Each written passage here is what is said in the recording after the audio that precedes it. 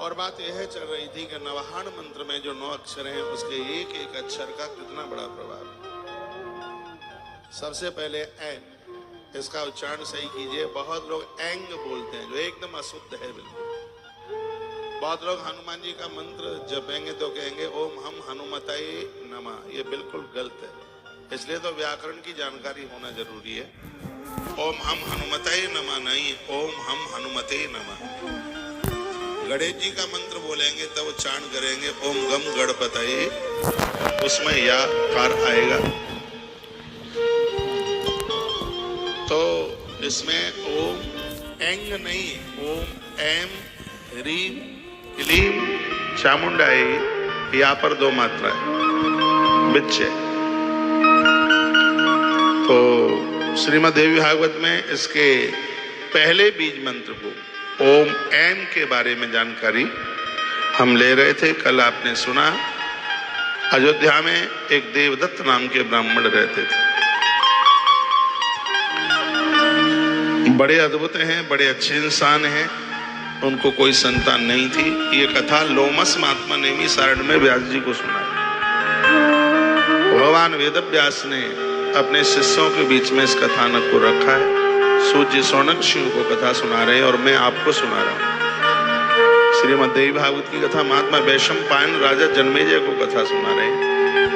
कई जगह कथा चले। पुराणों में बड़ा आनंद है। पौराणिक की बनी है, यानी प्राचीन परंपराओं को स्वीकार कीजिए। जो प्राचीन परंपराओं को स्वीकार किए है उसको पौराणिक कहते हैं। शास्त्रीय सभ्यता के साथ जीवन का निर्वहन कर रहा है। सच में देव पुरुष महापुरुष तो वही है। ऐसा जीवन जीना है। तो तमसा तीरमास्थाय कर्ता मंडपमुत्तमम् द्विजानावीय वेद ज्ञान सत्र कर्म विशारदा।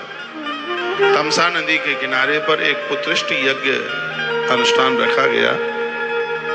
बड़े बड़े संत महापुरुष उसमें चल के आए थे। गोभिल नाम के ऋषि आए थे। उनको यहाँ का परम आचार्य बनाया गया। ये कथा आप सुने थे कल। वेद के मंत्रों में उच्चारण करते हुए स्वर भंग हो गया था गोविल का।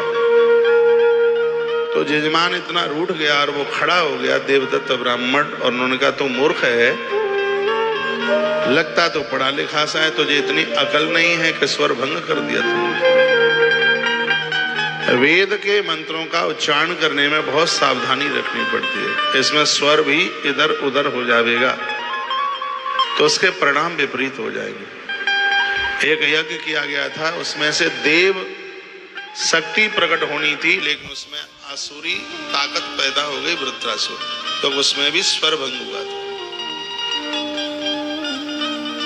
तो जब वेद के मंत्र बोले जाते हैं, इसलिए हमारी गुरुकुल परंपराओं में वेद को हमेशा उसको स्वर के साथ पढ़ाया जाता है।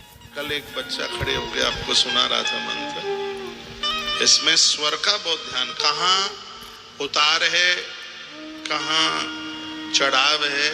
हमारी लघु सिद्धांत कौमुदी में एक सूत्र है, ऊष ऊष ऊष।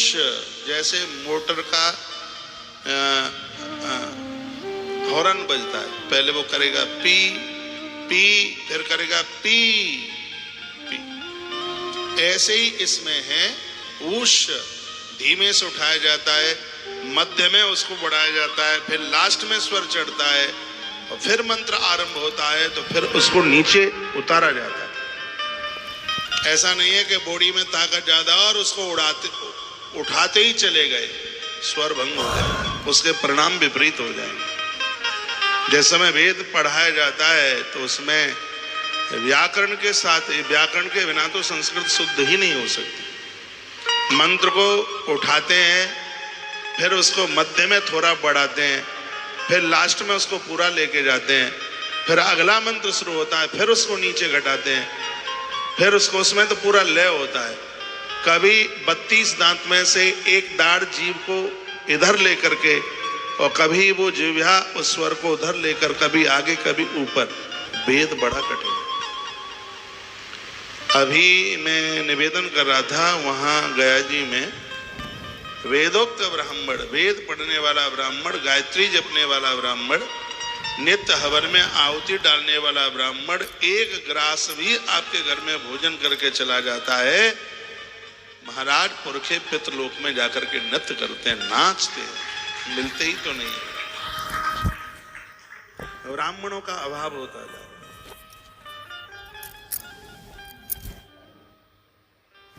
कल की कथा बड़ी अद्भुत थी।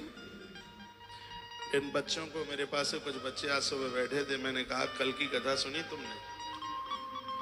तो सब कहते हैं तो कथा बिल्कुल ऐसा लग रहा था कि हमारे ऊपर ही कही जा रही है। और कथा तब ही तो आनंद करती है जब ये लगे कि कथा हमारे लिए कही जा रही है। परिवर्तन होना चाहिए, बदलाव होना चाहिए। उम्र बढ़ते हुए फिर बाद में विचार भी बढ़ते हैं, लेकिन हमने ग्रंथों में पढ़ा है कि बहुत जन ऐसे पाए गए जो छोटी उम्र में भी वृद्धों जैसे जिनके विचार थे। ध्रुव, प्रहलाद, ऐसी तमाम कथाएं आती हैं। छोटे होने पर भी उनके विचार युवाओं जैसे थे, बूढ़े जैसे।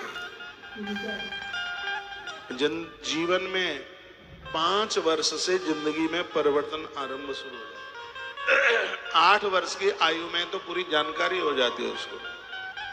इसलिए 8 वर्ष से तो व्रत की और दीक्षा लेने की विधि का वर्णन कर रहे हैं। ब्राह्मण के बच्चे की दीक्षा 8 वर्ष से शुरू हो जाती है, क्योंकि चारों वर्णों में सबसे ज्यादा ताकतवर मेमोरी ब्राह्मण की होती है। इसलिए उसके जनेऊ की बात 8 वर्ष से कह दी। 8 से 12 वर्ष के बीच में उसका जनेऊ हो जाए। क्षत्रिय का जनेऊ 12 वर्ष से 16 वर्ष तक हो जाए। वैश्य का जनेऊ 16 से 22 तक हो जाए। पहले भी हो जाए 16 से तो कोई ऐसा नहीं है कि कोई वो इन्फेक्शन हो जाए, ऐसा कुछ भी नहीं है। जनेऊ जरूरी होता है। कुछ बातें आपके बीच में मैं निवेदित कर रहा हूं। देवदत्त ने कहा, मूर्खों से मन मुख्यादय स्वर भंगस्तया कृता। तुम मूर्ख हो, तुमने स्वर भंग किया। काम्य कर्मण संजाते पुत्रार्थ यदि। तुम्हें पता होना चाहिए था कि मैं पुत्र के लिए यज्ञ कर रहा हूं, और वेद की स्थिति जैसी होगी परिणाम उसके वैसे ही निकलेंगे। और तुमने ठीक किया नहीं है। और जैसे गोविल महात्मा को मूर्ख कहकर के संबोधन कर दिया तो महात्मा कुपित हो गए। उसने कहा, अच्छा मूर्खस्ते भविता पुत्र सठा शब्द विवर्जिता। तुमने मुझे मूर्ख कहा है, तो यज्ञ का तो परिणाम होता ही है। यज्ञ पुत्र के लिए किया जा रहा है, तो ये ब्राह्मण इस यज्ञ में से पुत्र होगा। लेकिन मूर्ख मैं नहीं, तूने मुझे मूर्ख कहा है, तो इस यज्ञ में से तेरा बेटा, इसका परिणाम यह होगा, तेरे यहां जो बच्चा जन्म लेगा वो मूर्ख ही पैदा होगा। श्राप दे दिया। और जैसे ही श्राप दिया तो देवदत्त चरणों में गिर गए और बहुत रोए, और ये कह दिया कि निपुत्री होकर के भले ही कोई मर जाए, लेकिन मूर्ख औलाद जन्म न ले। उसके लिए मैंने कल 8-9 श्लोक बोले थे, जिसकी विवेचना देवदत्त ब्राह्मण ने करी। यहां तक बताया कि मूर्ख कौन है। वह बड़ा अपराधी पुण्यहीन पिता है। कल मैंने बोला है, जिनके घर में मूर्ख, स्त्री लंपट, दुराचारी औलाद का जन्म हो जाता है। कल आपने सुना था, बिना विप्रेण कर्तव्य श्राद्धम कुश्चटेन वह न तो विप्रेण मूर्खेण श्राद्धम कार्यम कदाचन। यदि किसी शराबी ब्राह्मण को आपने घर बुलाया, ज्वारी को बुलाया, स्त्री लंपट को बुलाया, तो आपके आगमन पर पूर्वज घर में आ तो जाते हैं, लेकिन भोजन करके नहीं जाते, कोसा चाट के चले जाते हैं। ऐसा लिखा है,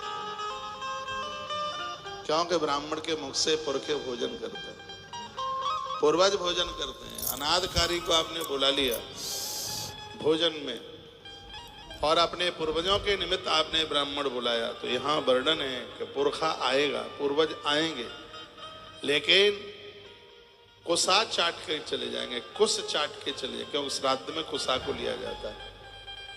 वो अन्न, घर का ना अन्न खाएंगे ना पानी पिएंगे। इसलिए ब्राह्मण बढ़िया होना चाहिए। यहाँ तक तमाल भी ना खाता हो, तांबूल भी नहीं। बीड़ी, सिगरेट, गुटखा, तम्बाकू, ये सब चीजें ब्राह्मणों के लिए नहीं है। उनका तो मुंह गंगा की तरह पवित्र होना चाहिए, क्योंकि उनके मुख से देवता भोजन करते हैं, पितर भोजन करते हैं, तो गंगा जी की तरह पवित्र होना चाहिए। पूरे ब्रह्मत्व की रक्षा की जाए।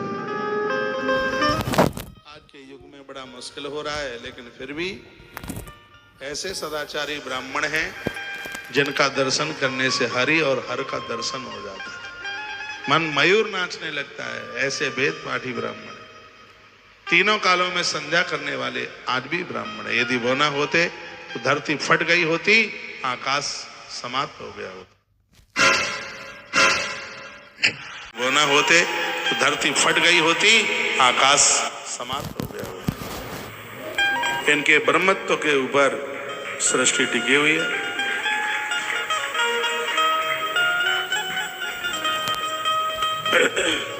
वो भाई साहब कहाँ, जिनकी कोहनी में पट्टी बंधी है, हाथ उठाएं।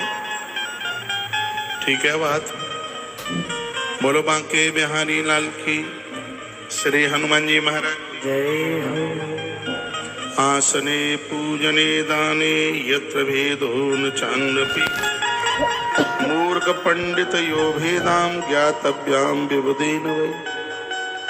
मूर्ख पंडित को, ब्राह्मण को दान देना उचित नहीं है, ठीक नहीं है। भूखा है, भोजन करा दो। कपड़ा नहीं है, पहनने के लिए व्यवस्था कर दो। जो दान देने की बात है, और दान देने, आज तो सब दान ले रहे हैं, ब्राह्मण के अलावा कोई दान पचा नहीं सकता। और ब्राह्मणों में भी वह ब्राह्मण जो नित्य सत्कार्य सत्कर्म करता है। भुक्तान्नम वेद विप्रेभ्यो वेदाभ्यासम करोति वै, क्रीडन्ति पूर्वजा तस्य स्वर्गे प्रमोदता किला। क्या